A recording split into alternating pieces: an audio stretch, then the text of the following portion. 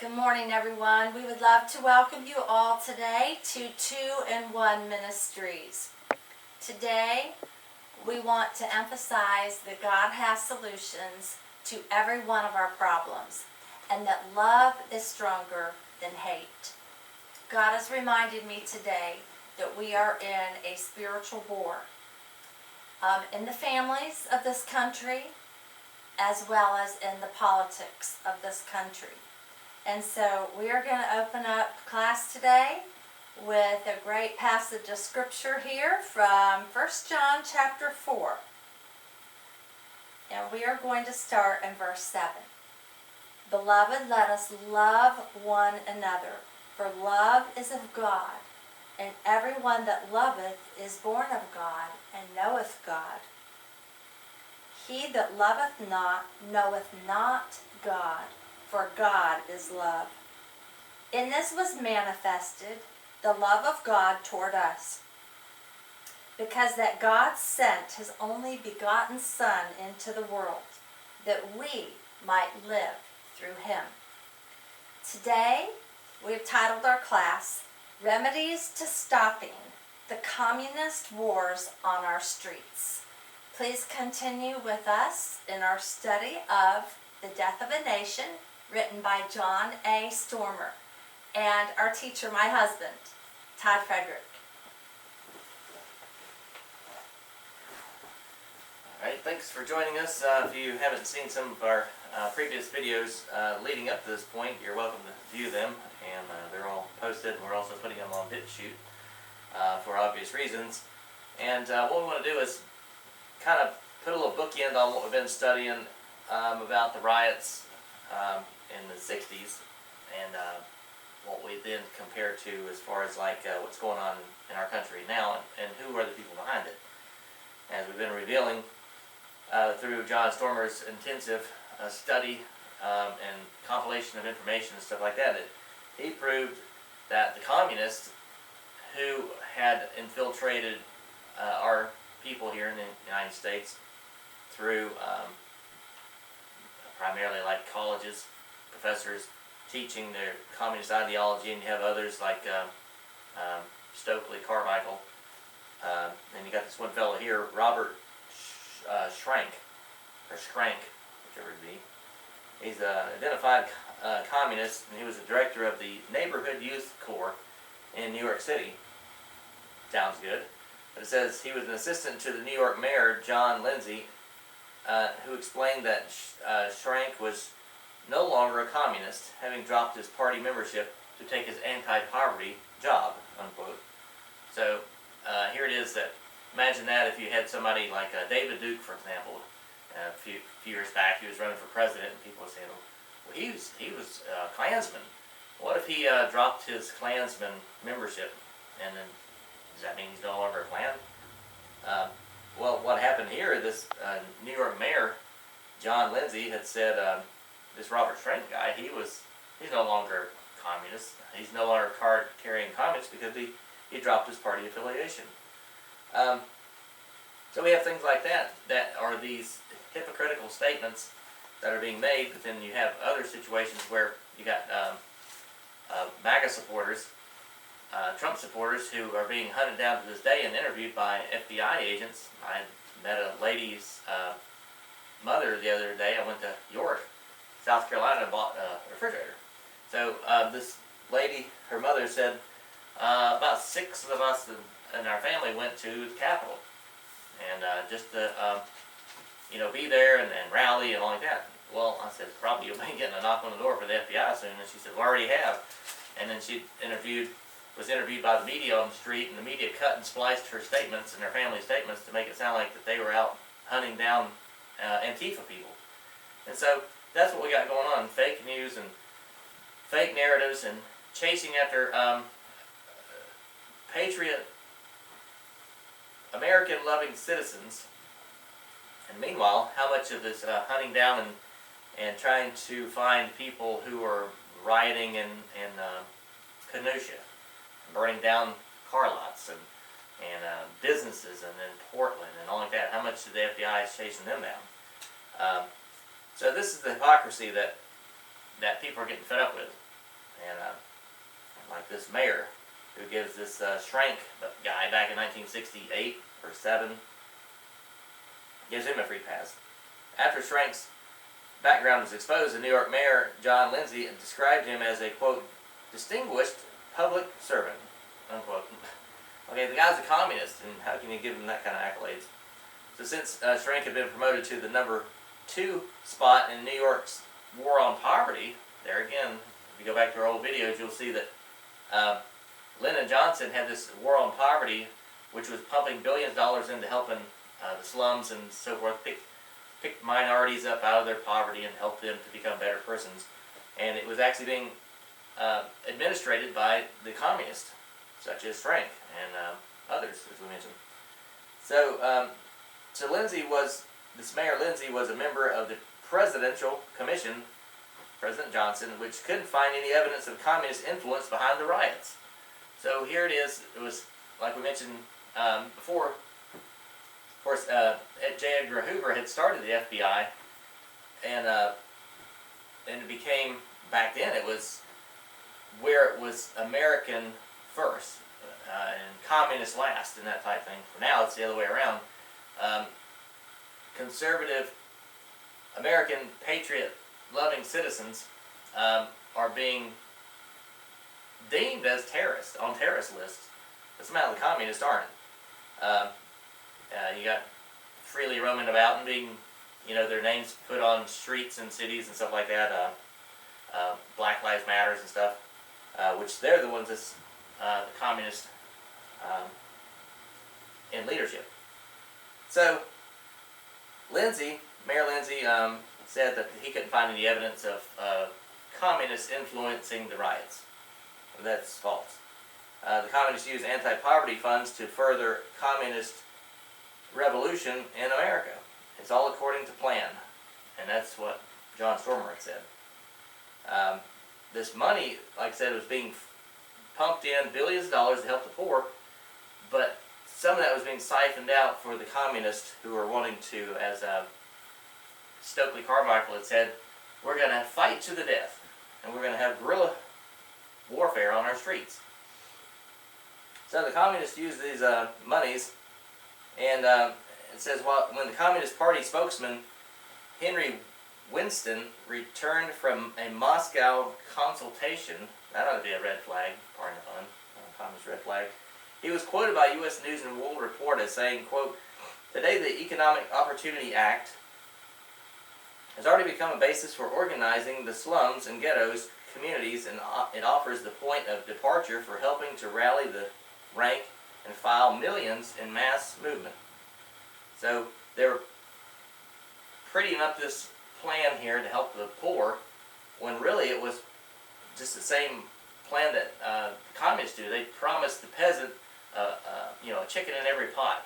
And you find out once the communists are in power, they roll in and mass kill out everybody and put them in mass graves. And so you see that, just look on the history of Lenin and what he had done with the Bolshevik Revolution. The same issue of U.S. News and World Report quoted the young revolutionaries as planning to latch on to the war poverty funds and use the money to stir trouble. Okay? The money's from taxpayers made available to the government by hardworking business owners, white and black. There were black business owners back then, as is now, that were having their places burned down by the rioters.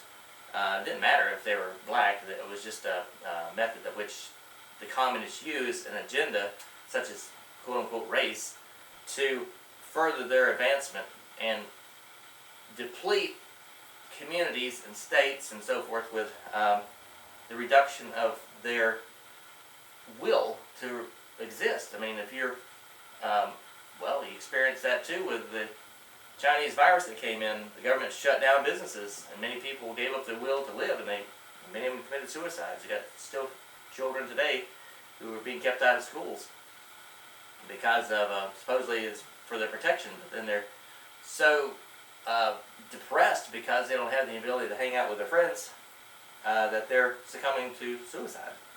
I was going to throw in a quick comment here. Todd and I were very shocked while studying for this lesson that communism had such a horrific stronghold and deep roots in this country even before we were born. So I think sometimes because we were unaware of the things going on behind the scenes, how they were starting to allow communist professors to teach in the public universities and that kind of thing, that we were just unaware about how fast it was growing and what a stronghold it really had.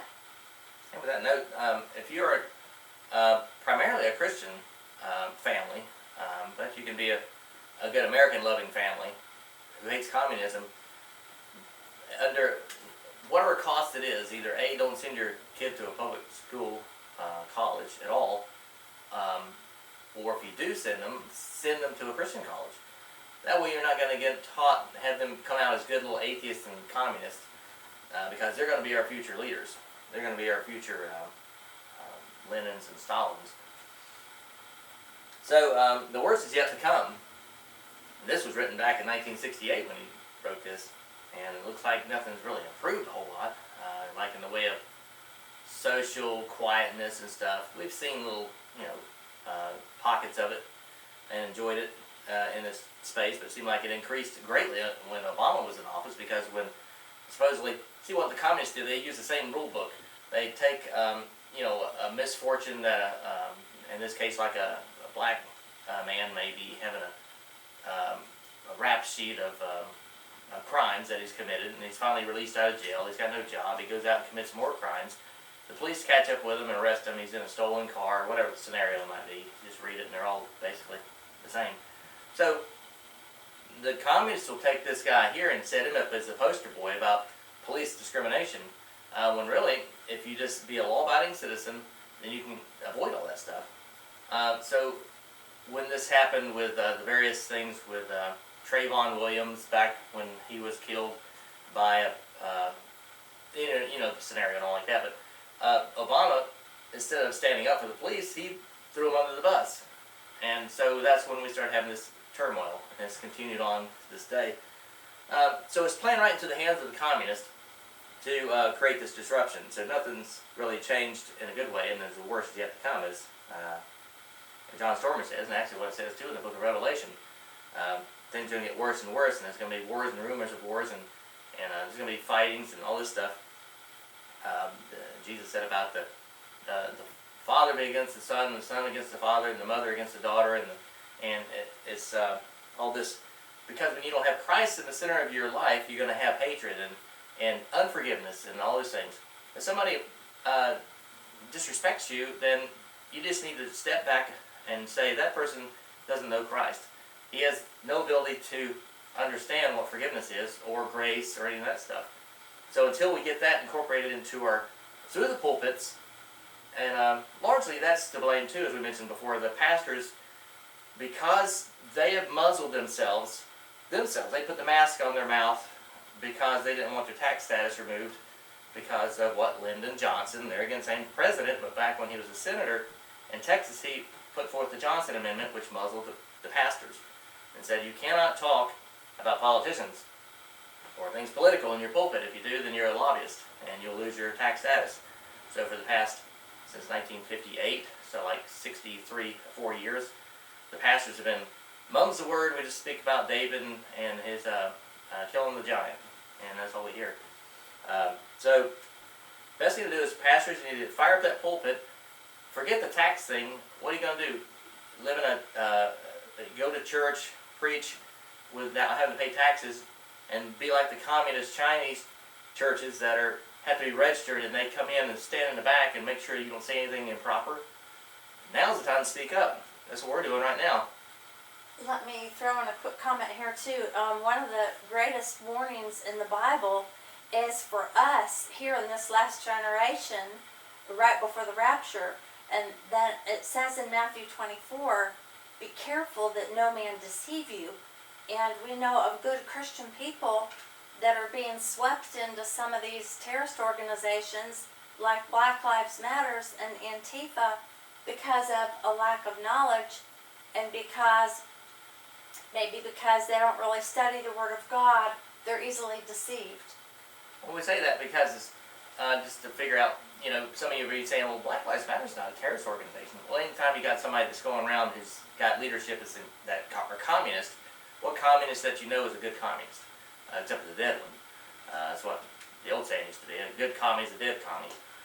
But so if you got people burning down businesses and shooting people and so forth, like back then, John Stormer said, thus far, revolutionaries are responsible for the riots in Watts, Harlem, Detroit, Newark, and 100 other cities.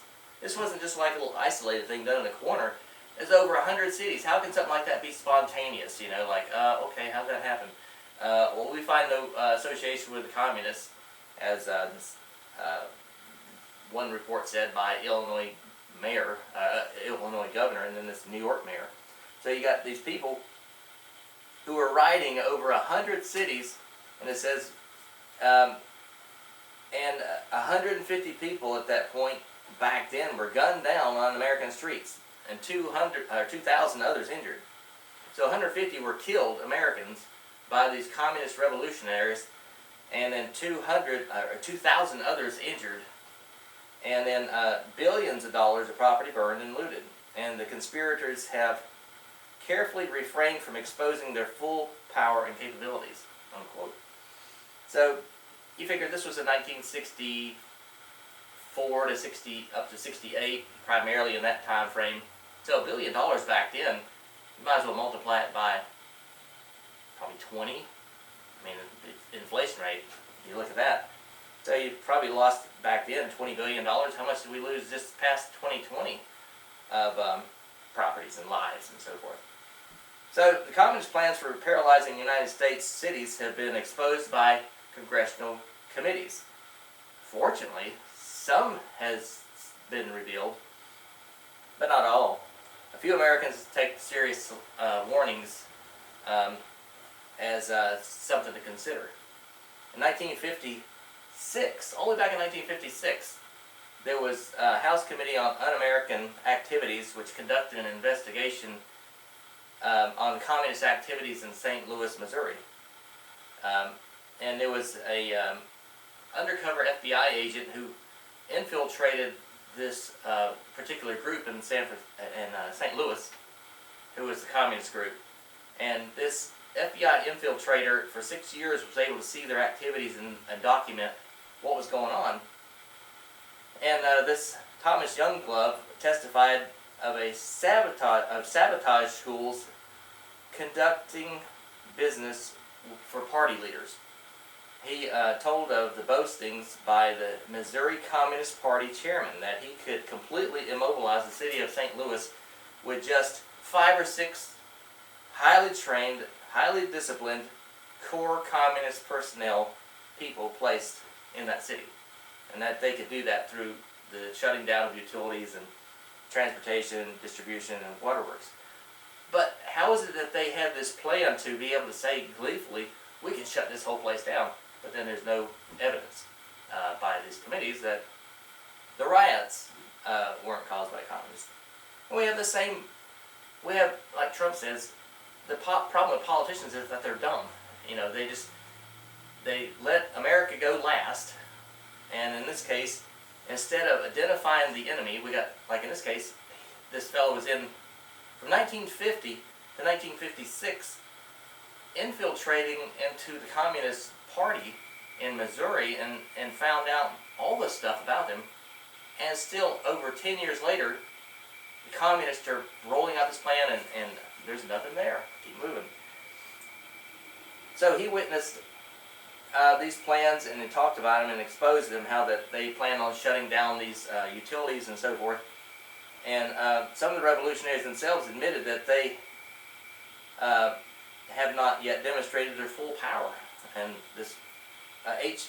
Rat Brown, in an article published in the French Political Weekly, the Nouvelle Observateur said, "We are inferior in number. Therefore, we have chosen guerrilla warfare as a solution which the situation imposes on us. guerrilla warfare in American streets, okay? But we don't see anything there. We don't see any communists that are doing any of this stuff. The committee say. Let me jump in here really fast. Under the name of green energy and climate control, we had windmills in Texas here recently as a form of power, which is a great power source. I don't have a problem with that. But we had no backup power in case that failed, and so what we saw here recently in Texas is well, there in Texas, countless lives that were in peril and lost as a result of the windmills freezing, and then it froze the water lines, and then the water lines burst, and people had no heat, and they had no water, and they had no food. Basically, destruction of property. And this is right down the list. So could that be possibly part of the agenda? Not that the communists could change the weather, but just the policies of communists saying we need to get away from fossil fuels and all like that, and go with windmills and solar. Well, what happens when you have a snowstorm for like a week and no sun shining? Solar panels don't work too well, especially when they got 3 feet of snow on them, or 3 inches, whatever it was. So it says here that, further quoting this H. Rap Brown, he said to this interviewer, "We can easily sabotage and destroy without even firing a shot. We can, for example, destroy telephone lines, railways, airports, electric and electronic installations. The life of every city is dependent upon the electrical system. If it's paralyzed, then the city is brought to its knees, and ultimately America, as this would continue." So we think, okay, looking back, we didn't see major shutdowns like that, although we did see the thing in 1973, the energy crisis. That was pretty, what was that, communist-led? I don't know, you decide.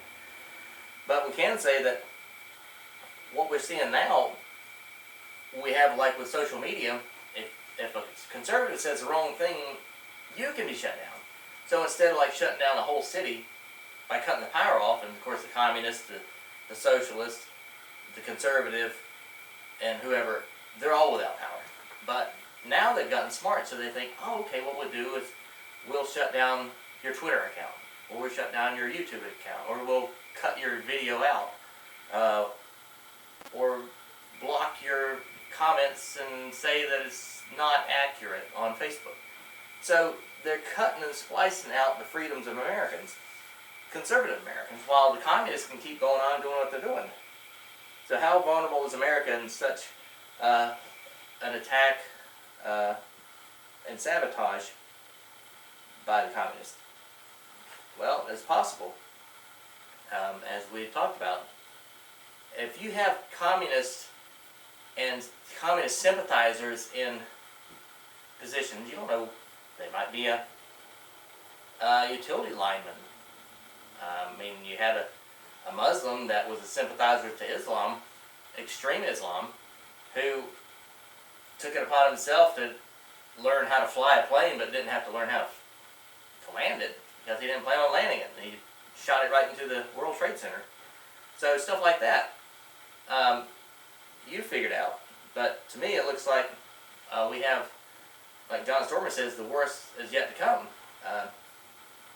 And the problem is, there's no shortage of pawns for the communists. In this part here, John Stormer says, no responsible person will ever charge that any sizable group of Negroes are communist or communist sympathizers. But in that group of Negroes, there are those who are handpicked and will adhere to the communist rhetoric, because they're leaning into the Negroes' SARS. We can help you. You know, you're a down and out person. You got the Southern Poverty Law Firm. They'll name everybody that's conservative and justice for the law-abiding persons. They'll name them as being a terrorist group or some kind of a threat and all like that. So people like them and the Al Sharptons and never who else, Jesse Jacksons, what they're doing is playing into the hand of these, sympathizing rather to the hands of these who are feeling like they're down and out. So they basically recruit these African Negroes to get them to be involved in their guerrilla warfare on the streets, such as like tossing firebombs, looting stores, gunning down firemen. We heard about that even last year in 2020. Firemen were out there to try to put out fires, and they were being attacked by the rioters, Antifa, Black Lives Matter. Somehow, that there again, it's not as bad as rallying in front of the Capitol. But I digress, But so Cincinnati Police Chief Joseph Scott testified of the role Stokely Carmichael played in sparking the racial violence in Cincinnati. He said that 95% of the Cincinnati's Negroes are heartsick over these riots and felt their opportunities have been diminished by the violence. So there again, they go in, riot and burn and all like that, and burn down the people that they're supposed to be helping. So we'll get into a bit more of this in next week, but just hit on a couple of these. John Stormer says, what can be done? Do we just sit back and keep backing up and giving them more ground? No, if a communist program of using racial disorder to destroy America's ability to resist is to be thwarted, what can be done? Well, the government and the individuals have to act. And that involves at the ballot box. If you have wrong and communist-leaning sympathizers like Bernie Sanders in, you need to vote them out and get constitutional-loving politicians in place. So first, don't turn to hatred. As J. Edgar Hoover said, he warned many times, he says, the net result of agitation and propaganda by the communists and other subversives and extremist elements has been to create a climate of conflict between the races or the nationalities within a country, in this country, and to poison the atmosphere, unquote. So what the communists want to do is pit the Caucasian against the African Americans, and Latinos against whatever other group that they don't like, maybe Japanese, if somebody crosses them the wrong way. But Jesus said when somebody smites you on the face, turn them off from the other cheek. If someone off that says, walk with me a mile, carry my luggage. I say, okay, it's been a mile now, can I carry it the rest of the way? And, stuff like that. So instead of resorting to hate, we need to win them by love. Now that's not to say that if you see a communist come to your door and says, I'm collecting money for our Communist Party, can you give some? Say, no, I'm going to give to the Republican Party. But don't be mean to them. Offer maybe a cup of cold water if it's hot outside, and that'll actually make them think, maybe there's something about this Christianity. So hate and bitterness between the whites and coloreds make task of resolving real problems even more difficult. So keep that in mind. Love your neighbor as yourself, Jesus said, and do unto others as you'd have them do unto you. And we can work together through Christ as He's made us all to be reconciled to Himself through Christ. Thanks for watching.